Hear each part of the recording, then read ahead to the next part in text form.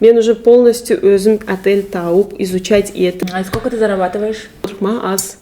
Қарайым, яулығың жоқ. Қарасын қызларын алған кеділер еркек кеділер. Мен анда тұрар едім. Потому что секілді, не знаю, городтан қалмайды, бәрісі бар. Самая неловкая ситуация в твоей жизни? Ну, ноғайлары бармайыншы біреулерді путешествовать етпек. Я лучше попрошу, давай лучше на машине, но в горы. Я пьялғыз өзі впервые полетела на Пхукет на 2 недели одна. А боршқа деп тілеймін оғайлар. Мен де аңлатам, етім сіз алға аспаңыз, сізге қайтарар. Наверное, былай оламыз. Наконец-то муж отправил нас на отдых, деп ана қартайып ятқан пляжға. Если ты мне скажешь, Аида, у меня есть 50 тысяч, я тебя отправлю за 50 тысяч. Аида, мне 15 тысяч, съешь мне? Если ты мне скажешь... Следующий выпуск Достар ТВ будет на Мальдивах. Шықырасың ба балаларға? Ару, сен аяң сындырсаң, хозяйкаға о ақшасын кім төлек?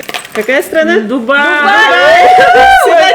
Следующая первая поездка у тебя будет в Дубай. Мария, а ты отправишься с семьей, на все включено в Египет. Вопрос былай, если мен ашсамшы турагентствоны да Әрекет. конкуренция болғын көп тұр әлі ендігі ақша бар содан да көп.